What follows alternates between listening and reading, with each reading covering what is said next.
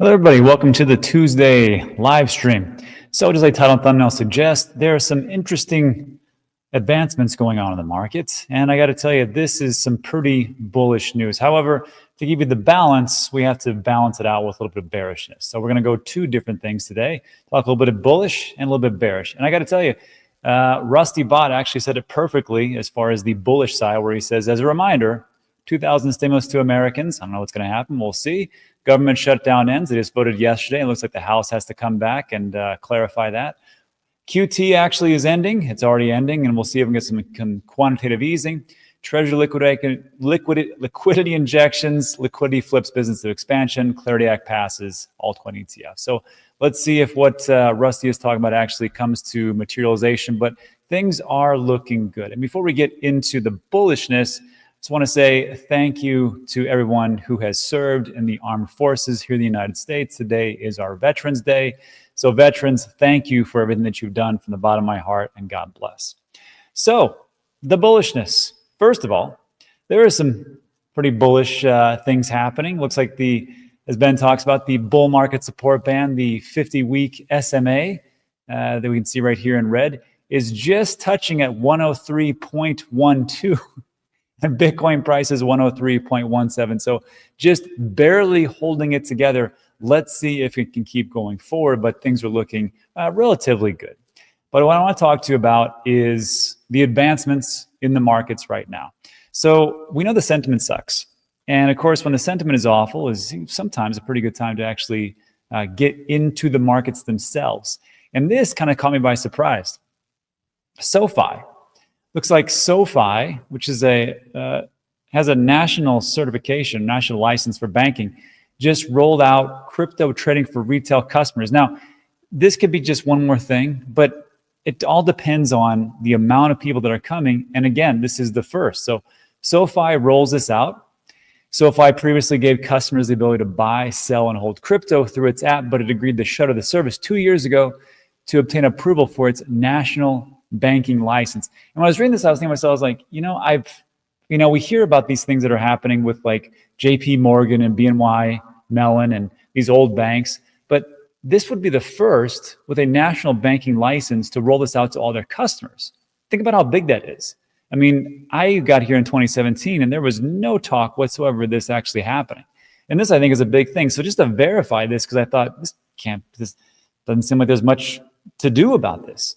But I had to actually go to ChatGPT and ask it. I said, look, is this true that, I said, how many banks with a national banking license are allowing their customers to buy, sell, and hold Bitcoin and crypto? And it came back and said, yeah, this is for what's happening here.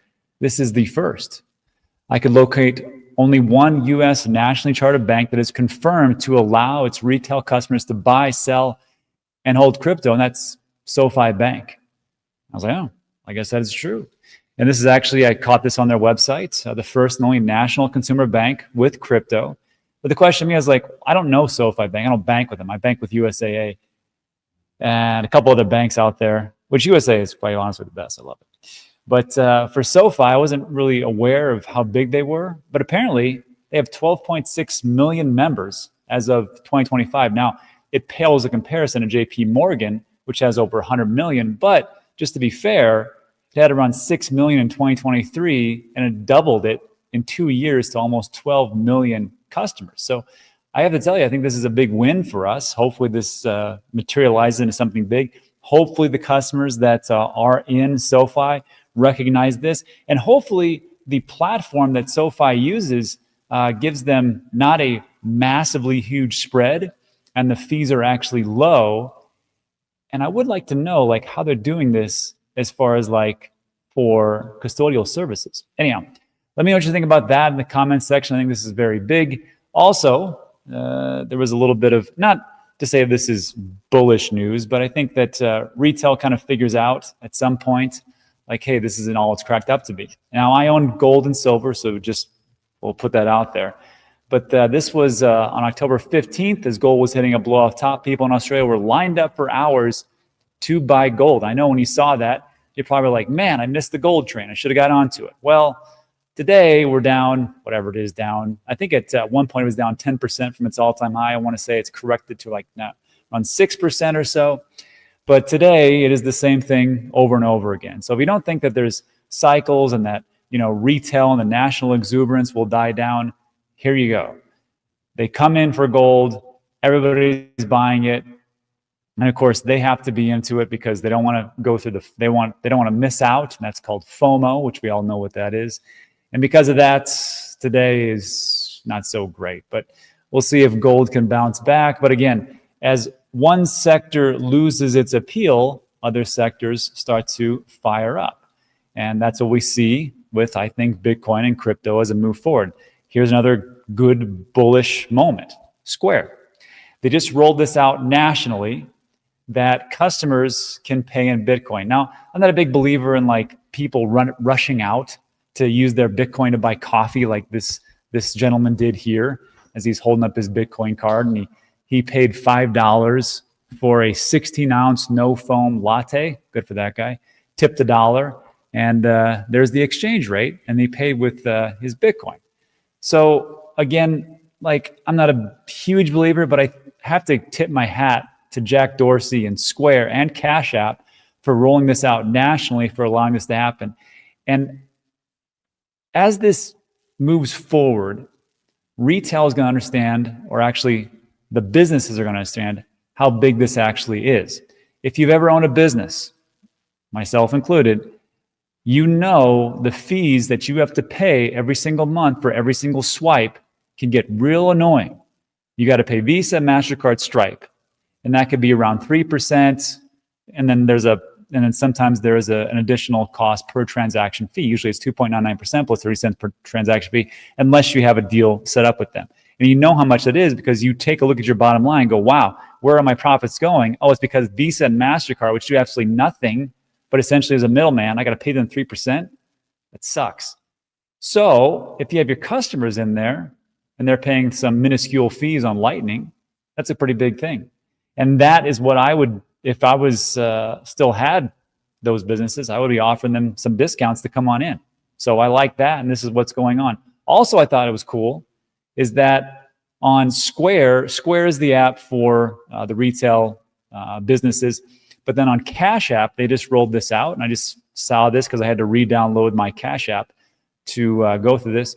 They're allowing people in the Cash App, you can see right here as you scroll down, where it says spend Bitcoin. When you click on that and you click on continue, it'll show a map of all the places around you that accept Bitcoin as payments. Now, again, people are going to rush out, but I thought, hey, I wouldn't mind doing this and supporting some local businesses.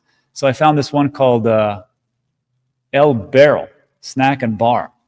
And I'm like, they accept Bitcoin. I'm going to have to reward them by coming and drinking some of their beer and having nachos and clamatos and who knows what else they got.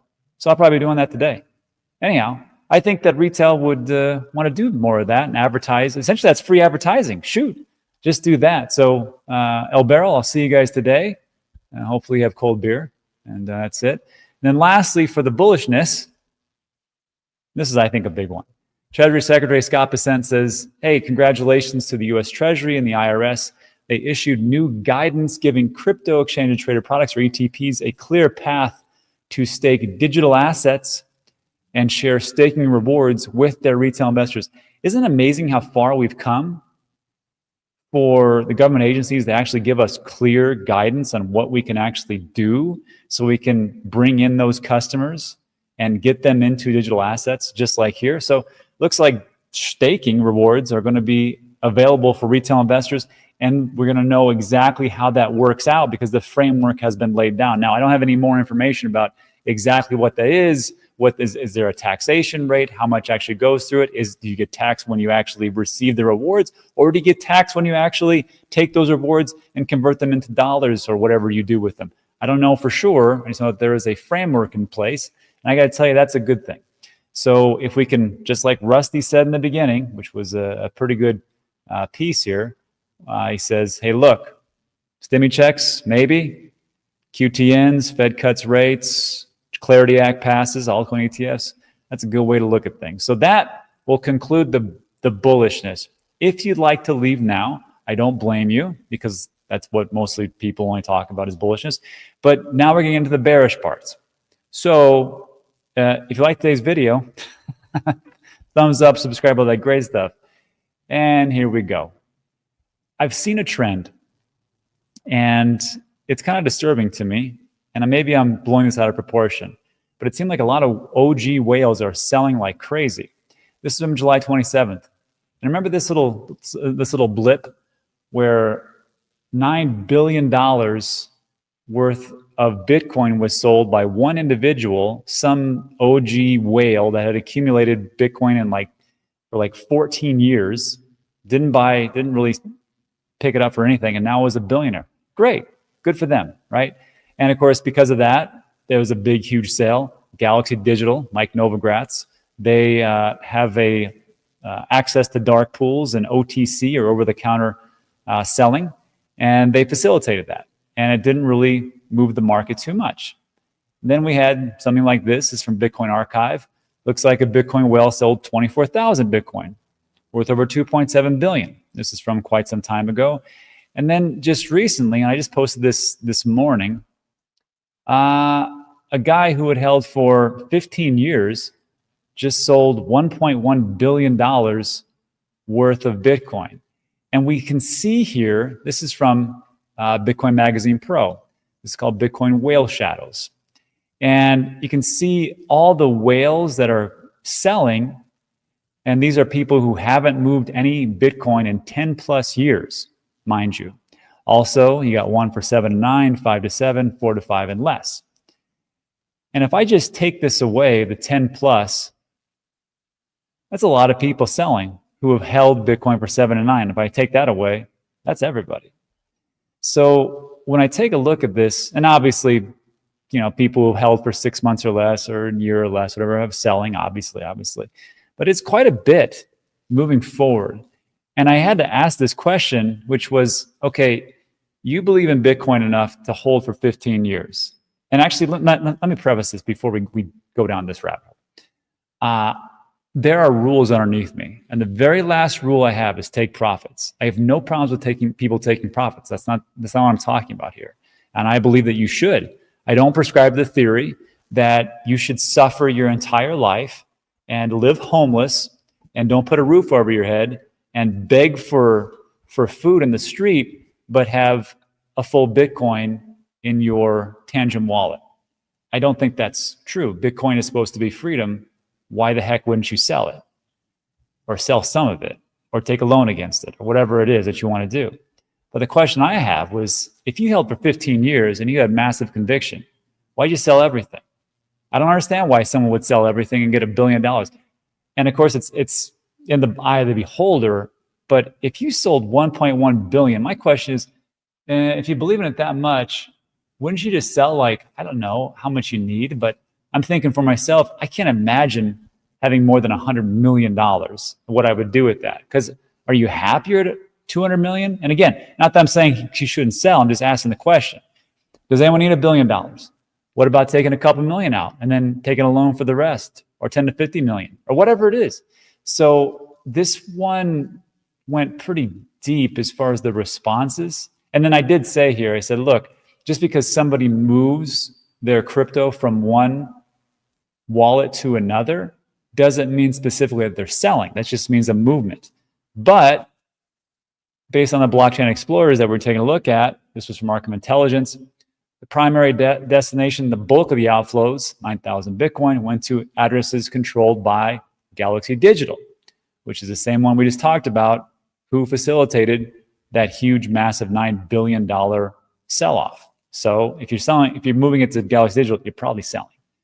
And then people in the comments section gave me a lot of information as to why I'm a moron, well, and then we're all like that. But it was just an interesting piece. I'm just I'm asking the question, and people are just saying shut up and don't ask questions, because that's what the guy wants to do. I get it. I'm just saying, I just see a trend, and I just want to know where things are going. And then also, if you take a look at the BlackRock website, you can also find the IBIT or BlackRock ETF wallets, and they have been doing some pretty big selling as well as far as the outflow. And this goes to Coinbase Prime. And you can see in the last 17 hours or so, you've got 30 million here, 30.8, 30.84, 30.18.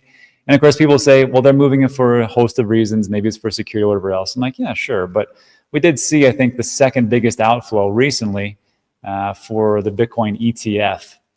But we'll see. And then lastly, before we move on, is the flow itself. Let me see here.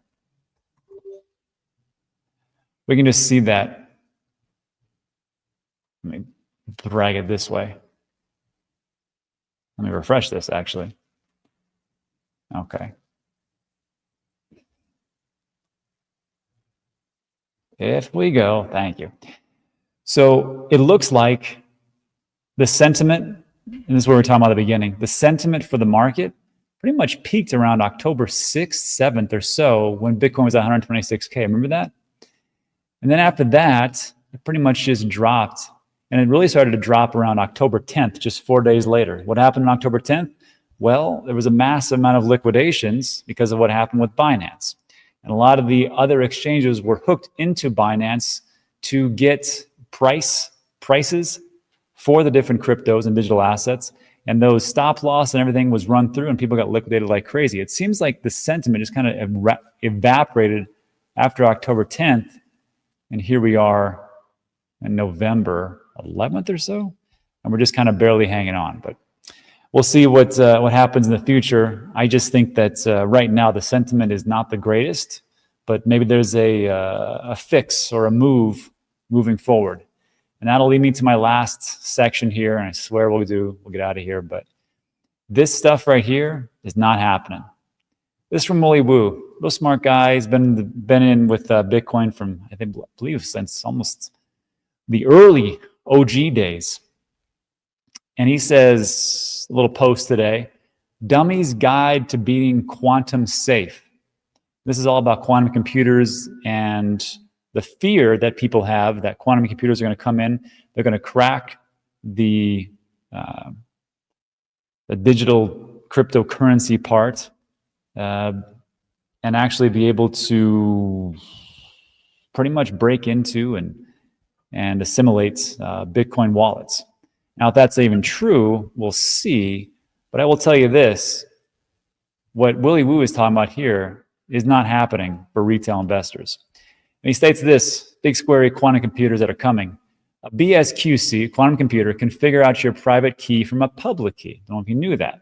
Public key is essentially what you send to everybody, like, hey, you want to pay me in Bitcoin? Here's my public key. Give it to me. Present-day Taproot addresses, the latest format, are not safe. These are addresses starting with a BC1P, and they embed the public key into the address. This isn't good. Prior formats hide the public key behind a hash, so a quantum computer can't easily crack it. So here's all you got to do. Create a brand new SegWit wallet. It will start with BC1Q, not BC1P. You can use older formats. Send all your Bitcoin to the new address. You continue to stack sats to the new address, but you can never send Bitcoin out of it. Once you do, your quantum computer hackable because your public key is revealed. 5 is wait for Bitcoin to upgrade to a quantum safe protocol. This may take 7 years. Who knows? Send your Bitcoin lastly into the new quantum safe address when the network is not congested.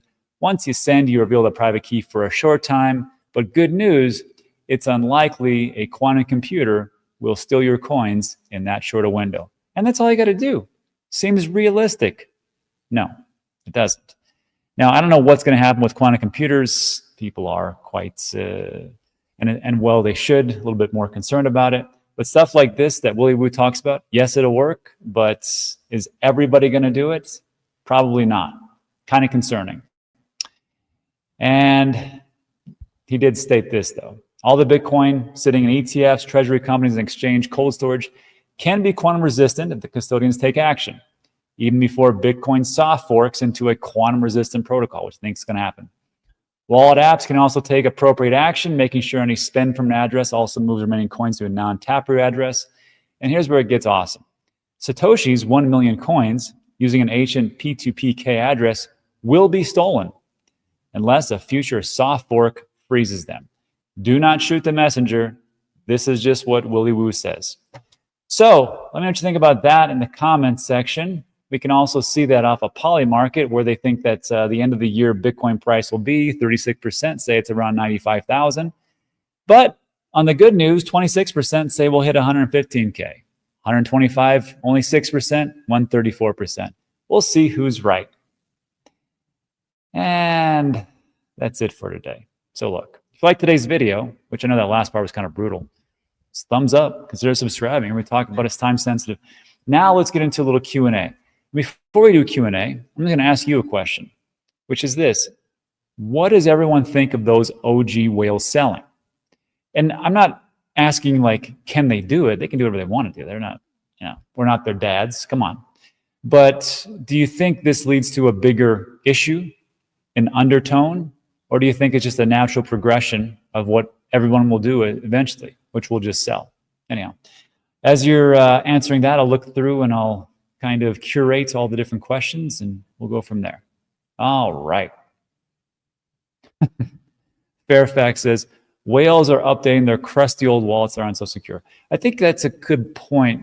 You could see that some of these whales, and this is why I talked about the ETF flows today, because I was thinking, well, maybe the whales are worried, like Fairfax is saying. They're worried about, they have some crappy wallet they don't want to deal with, they don't want to get hacked, so they just transfer it to an ETF and say, hey, I'm good. ETF, that's great. However, if we just saw what I just showed you, there's a lot of outflows so far. Didn't look like a lot of inflows. We'll see what the data comes out with.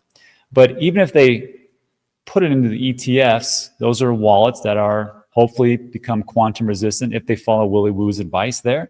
And if not, then they just transferred one wallet, maybe their old style wallet, to a newer style wallet. And if quantum computers do come around in however many years, then they're still going to be stuck. I think they sold because they're like, look, at least I can say I'm a billionaire.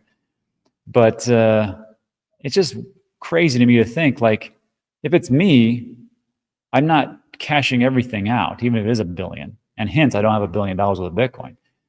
But if it was the case, I would take a big chunk off, right? 25%, nothing wrong with that. So I got $250 million just hanging around. What can you possibly do with $250 million that you can't do with $1 billion? It's just crazy to me. All right. And Frankie says, people get old, everybody dies. They sell to give their family and might have been in crypto. Who knows? Yeah, who knows exactly? Yeah. Crypto Flyer asked a good question. Was anything ever figured out on how your friend lost his crypto in a hardware wallet? It was a ledger, and we don't know. And this was actually escalated all the way up to the FBI.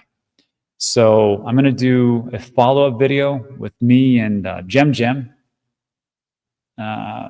Crypto. We're going to give you guys, I believe she's located out of Hong Kong, but we're going to give you guys all the stories that we've heard over the years, how people have gotten hacked, how they saved themselves, and we're going to give you some updates on it. But as far as like this one, we don't have an update on that one yet, so we'll see. What is not to like about Rob's videos? Plenty, like how I'm bearish sometimes, and I give everybody like a balance. You know, I think my channel would probably grow a heck of a lot more if I just said, hey, guess what? The bulls just got released. We're going to the moon. And it's going to be awesome. Just do that every day, because at some point you'll be right. And then people are like, see, knew it the whole time. Let's see. Lone Wolf says, public address is not reverse engineerable. Yeah, there was also discussion on another point about how this may not actually work. And it got so technical, I almost fell asleep. So on this one, I'm not for sure. But from what the resolution was, as everybody's going back and forth, and it was a long query, it really came down to that it actually can, if you go in a certain format and you stick with a certain wallets, and these different wallets, and of course there's the old wallets and the old versions and the new versions. It got confusing. I'm just waiting for someone to say, just do this and be safe. That'd be great. Trainer's got a good question. Hey, Rob, what do you think about stretch strategy preferred stock? 10%, almost risk-free return. I always like the risk-free part, but I'm not for sure. MicroStrategy's they've been struggling lately. We can take a look at the stock, but with that one, I know Michael Saylor sat down, I think it was CNBC or MSNBC, and they talked about their rate-free, and essentially you get it for essentially tax-free. I was like, wow. So on that one, trainer, I don't have a thought on it. I would say if you want to go over there and see how it works, give it a shot. Just don't put your life savings into something that could definitely take a reversal. But if you listen to Michael Saylor, everything's gonna be the greatest thing of all time. So we'll see. I think the OG whales are manipulating. They didn't become whales by making burgers. I don't know, man, because to become a whale is pretty easy. And I know people are like, oh, is it? Yes. All you had to do was figure out that Bitcoin was awesome and then stick with it for 15 years. That's it. You didn't have to learn TA. You didn't have to learn about cycles. You just had to say, you know what, this makes a lot of sense. We're going to buy this. And I'm going to put this in a wallet and hopefully never lose it. So yeah, okay, a little bit tough for that part. But as far as like manipulation, this is one of my fatal flaws. My fatal flaws is like, I think that people are like me and they don't need a ton of money. Like, I don't know how many of you, this would be a good poll actually, like how much money is enough? How much is enough for you to be happy, right? Is it $1,000? Is it 100,000? Is it 1 million? Is it 10 million? Is it 100 million? Is it 1 billion? Is it 20 billion? Is it 35, 50 billion dollars? So like, I think with these OG whales, I don't know if they're trying to manipulate to get more. Although if you do think about it, with all the things that are going on in the background, especially if you look at the cash on hand for Berkshire Hathaway and how they are hoarding cash, at some point, we're going to pay the piper and there's going to be a pretty big recession. So maybe they're just like, you know what, I'm just going to take it off and maybe we get another big crash like 25, 50, 75%. And then I can just take the cash and just buy and be, instead of a billionaire, I can be a multi-billionaire. We'll see. PR Crypto Jim says the selling could have been the sale of an estate and the heirs didn't want to hold it. And there's tax advantages for some heirs. Yeah, you could go that route. Maybe somebody just died. But it's just so weird that you had it one in August, another in September, and then one right now. And there's also ones I didn't even talk about that weren't billions, but they were hundreds of millions of dollars. So I wonder if they're all just dying and doing it that way, or if it's a whole different thing. Andy says, but the McRib. That is the dumbest thing I've heard so far. But of course, if you don't know what's going on, every time that McDonald's brings the McRib back, there is a huge Bitcoin surge. This is what they say. And maybe the 4-year cycles were ridiculous. Maybe the prospect of Bitcoin ETFs and a gold ETF matching up for multi-year gains, and it's all out the window because McDonald's brought back a McRib. That will be funny, and maybe it's true. Let's see. Impaled says, do you still hold Sol, Rob? Still have any hope for it? Yeah, I still hold Sol. I mean, Sol works. I mean, we can debate the whole thing about decentralization versus centralization, but it works. And hopefully it'll do pretty well. But I haven't sold much of that. Okay, now we get to my question.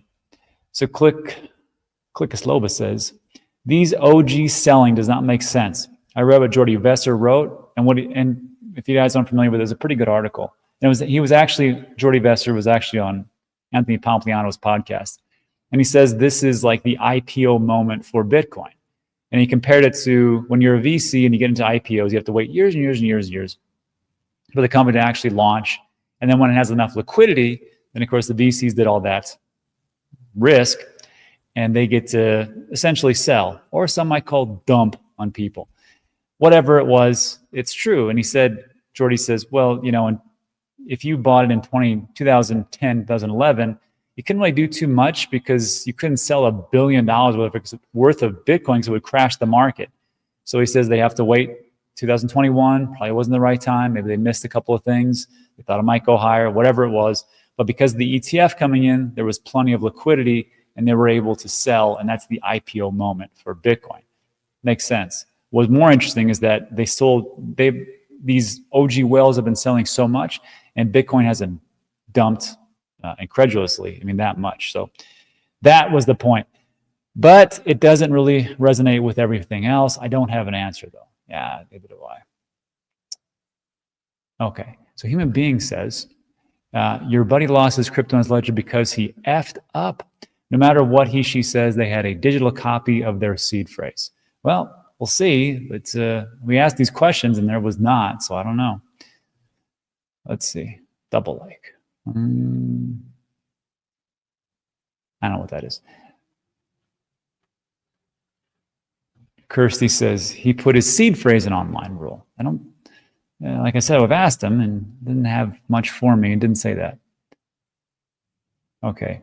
If anybody mentions the AIX 2049 token, I will ban you from this live stream. Now I'll ban you from my entire channel. Don't spam me. And when wrenches, you know exactly what to do. If you see any more AIX 2049, ban them. If you follow the 4-year cycle we completed a month ago. No, that's not true. And as a reminder, so if we're looking at 4-year cycles, we have to take a look at dates. Now, there's different dates we can look at. If you want to talk about from the bottom to the top, this is an extension. If you want to talk from the halving to now, there is an extension, you're right. But if you want to talk about every 4 years, when we see a blow off top, the 3 bells, as I'm going to start calling them, or the blow off tops. 2013, it was November 29th, 2013. The next blow off top was 2017. That was December 16th, 2017. And 2021 was November 8th, 2021. So depending on which way you look at it, you've got early November, late November, mid-December. We still have some time. And again, but people are like, but Rob, yeah, you're right. But I'm just saying, these time frames, this is what it is. Let's see.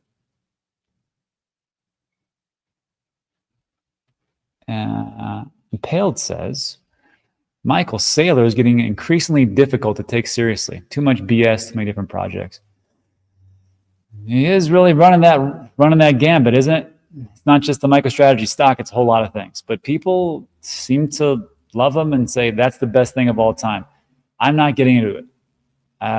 And hopefully it works itself out. Now I have taken a look at the liquidation prices that MicroStrategy would have to pay back. And I want to say it's like around $21,000 for Bitcoin. I think we're going to be safe for a while. There's probably something I'm not taking into consideration. There's probably something that I don't know, which very easily to say yes. So as time goes on, you just have to understand that the more risk that's put out there, and Michael Saylor will tell you there's no risk, that you have to just be aware of what's best for you. That's why I'm always talking about the rules, take some profits, because at some point, something's going to happen. And that's just how it goes. McSaucy. Did you miss me? Of course we did. Let's see. 120 billion. All right. 100 billion. So Raven Turp says $100 billion is enough for him. Trainer says 1 million is enough. Thanks for answering my question. You're welcome. Wasn't that great? And then, yeah, Contrarian says the TANGEM are now allowing earning yields on some stable coins. Yeah. And I just got the email this morning and I was like, oh, all right, that's great. I don't really like gaining yield off stuff like that, but we'll see how it goes. I don't know. I'm not really a big fan of it because I feel like the last time we started talking about yield in 2021, that's when things started to go down the tubes. And there was one more thing I didn't mention, which I think I really should have and I messed up, which was, you know what we need for, like, when people are paying with Bitcoin for all this stuff, is we need what Treasury Secretary Scott Bessent was talking about, clarity. Because you know, every time that you make a purchase with your Bitcoin, oops, I don't want that one. Every time you make a purchase, that's a taxable event. So you paid $6. You also paid the Bitcoin fee or the Lightning fee for doing it, your business that you are supporting doesn't have to pay anything, which is great, but you're on the hook for two things. Like I said, you have to pay for the Bitcoin transaction fee and you have to pay for the capital gains taxes, which how are you going to track that? I mean, you can use CoinLedger, that's great, but who wants to pay capital gains tax on a frickin' 16-ounce no foam latte? I don't get it. We needed some clarity on that one. Yeah, Texas Joe is right. Rob, if you don't own physical gold and silver, you don't own it. It's very true. Same thing with people say with Bitcoin. No, not your keys, not your crypto. Although there's a caveat with that, and I will still defend it, which is if you don't feel comfortable with holding your own crypto, if you know you're going to mess up, if you know you're susceptible to scams, if it's your parents or grandparents and you're not directly involved and you're allowing them to shoulder the burden, I need you to make sure that they are in ETFs because you're not doing your job. And they're going to get scammed. And that happens all the time. And so it doesn't matter how much you actually accumulate, put it in an ETF. I know people are like, oh, yeah, you're not holding it. It's a Bitcoin, diamond hands. Shut up. Just make it safe. Not everybody's going to do what you do. All right. Alex says, do you agree a huge amount of potential new retail would have been turned off entering the market because of Trump's association, because he isn't 100% trustworthy? I think people they're concerned in the beginning, righteously, especially with the nonsense that was going on with Trump coin and whatever else, whatever deal he made. And I don't know what it is, but I think once the money starts talking, people all of a sudden are like, Trump, that's okay. I don't really care. I just made, a couple $1,000. Pretty happy about that. All of a sudden, all that stuff goes out the window. So when numbers go up, retail gets happy. That's pretty much it. I use Solana every day. Very nice. Ben has added the McRib indicator to the. No, he has not. This would be fun. Let's take a peek into the world into the cryptoverse. You know what? I do like this thing. The new risk factors for crypto and stocks. Which is the most risky stock? Gold spot. Look at that. Silver. What about, I don't know. All right. Crypto risk indicators. Jim, you got me on that one. I do like this one, though. It's like a nice little summary. Puts together the market cap risk, Bitcoin risk, transaction fees. And you can see the social metrics, just brutally bad. But again, like if you just go back to the blow off top times, 2021, 27, that's not right. December, look at that. Yeah, it's pretty good. But the McRib is the McRib. Let's see. Brooks, you're banned. Let's see. Rob, do you know if the OG sold a lot in 2021 before or after that top? Well, in 2021, there wasn't as many 10 years because that's only 2011. So, but you'll see it in the, let me see. There we go.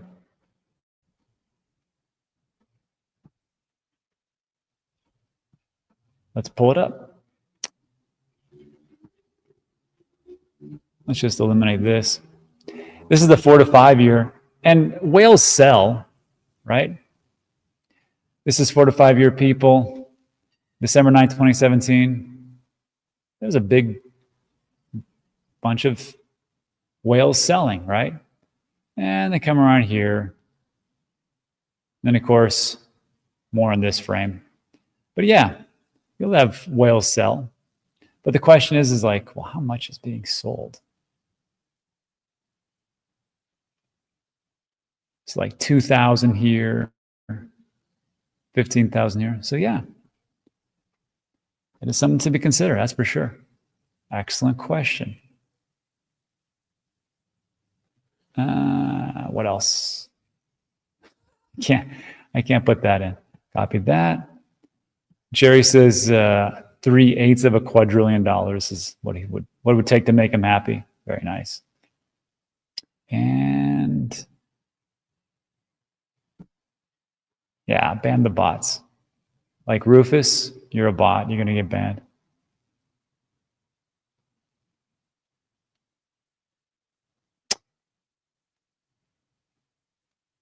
And last two questions. Show says, I never come in crypto, just a lot of wait and loss, everyone. Just be patient. I'm done with this stupid altcoin. Better to invest in gold. You can do it. I think, like I said, altcoins will have their run, just the ones that actually have use. And then lastly, can this Zcash thing keep going? It can go for as long as there's momentum and people say it's a superior product. And I know it's appreciated a lot. I don't have any, but I will say congratulations all the Zcash holders. That's pretty good. That's it for today, everybody. So look, like today's video, thumbs up, subscribe, all that good stuff. I know it's kind of like, you know, the bullish part is good and the bearish is good, but you know, it's good to have a little balance. And that's it for today. Thank you, Plato, for giving somebody a membership. That's it for this one. Thanks so much.